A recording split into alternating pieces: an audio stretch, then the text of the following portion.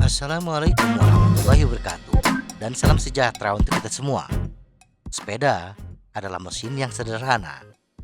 Untuk menggerakkannya, kita cukup menyalurkan tenaga untuk memutar pedal. Sedangkan seberapa cepat sepeda bisa melaju bergantung kepada dua hal, yaitu seberapa cepat pedal berputar dan seberapa besar gear rasio yang diterapkan. Semakin besar putaran pedal, atau yang biasa kita kenal dengan istilah cadence, dihitung dalam satuan RPM, revolution per minute, maka semakin cepat laju sepeda untuk gear rasio yang sama. Dan semakin besar gear rasio, perbandingan jumlah gigi depan dengan gigi belakang, maka semakin cepat laju sepeda untuk cadence yang sama. Nah, mana yang terbaik, lebih nyaman untuk kaki kita, dan lebih menghemat energi?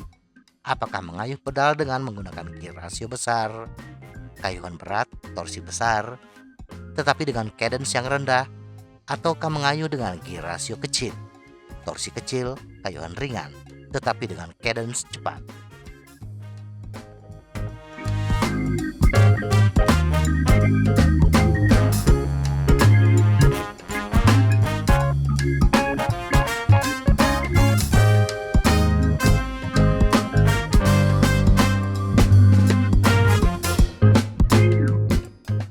Kombinasi kayuhan.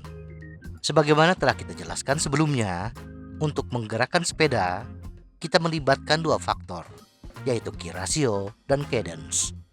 Besar kecilnya gear rasio yang bisa kita terapkan bergantung kepada seberapa besar tenaga yang bisa kita salurkan untuk memutar pedal. Dengan kata lain, bergantung kepada kekuatan otot kaki kita. Sedangkan cepat lambatnya cadence bergantung kepada pernafasan kita atau daya tahan aerobik kita. Bila kita melihat kedua faktor tersebut, ada 4 kemungkinan yang dilakukan pesepeda ketika memutar pedal. 1.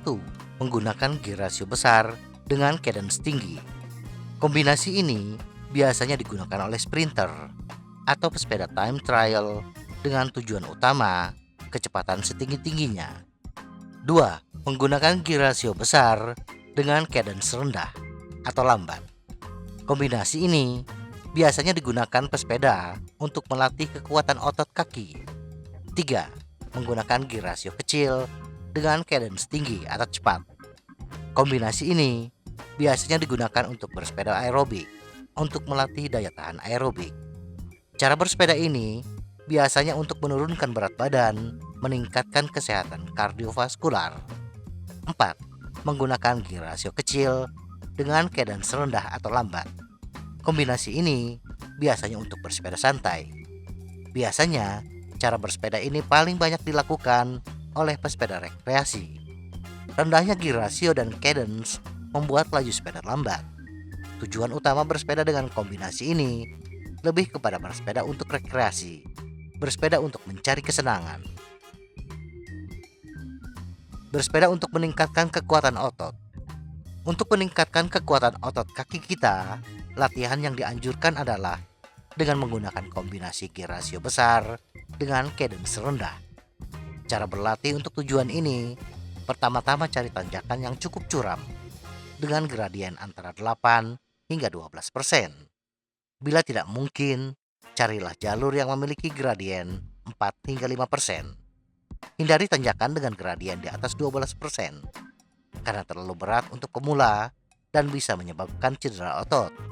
Kemudian, bersepedalah dengan posisi duduk dan tubuh bagian atas yang rileks, dan menggunakan kombinasi gear rasio terbesar yang bisa kita kayuh dengan tetap mempertahankan cadence antara 40 hingga 60 rpm.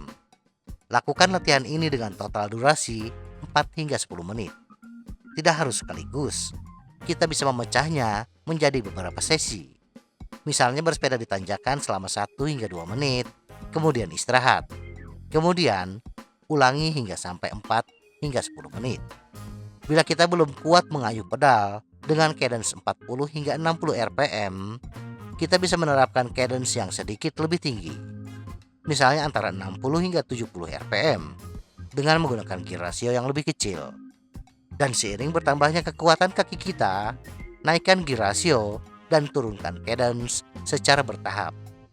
Mengayuh pedal dengan gear ratio besar akan melatih kekuatan otot kita tanpa terlalu menguras pernapasan.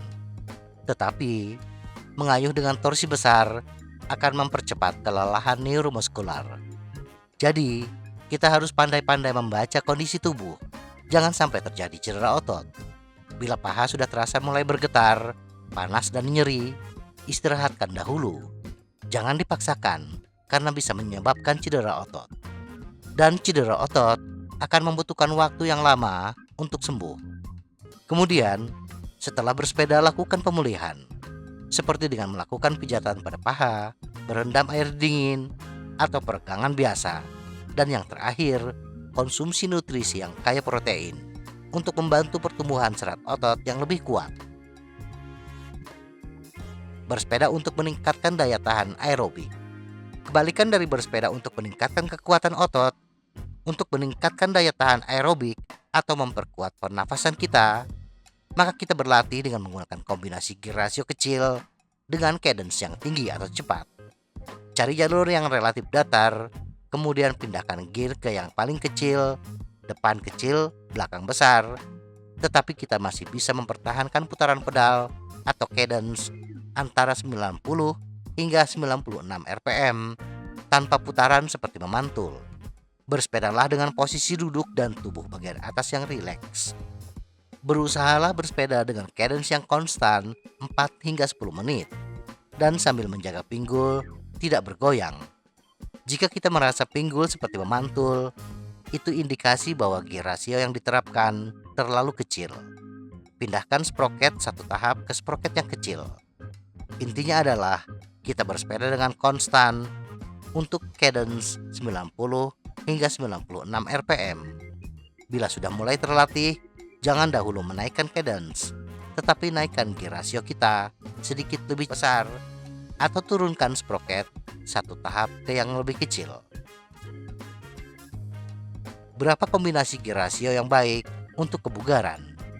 Tidak semua pesepeda memiliki keinginan untuk meningkatkan kekuatan otot atau daya tahan aerobiknya.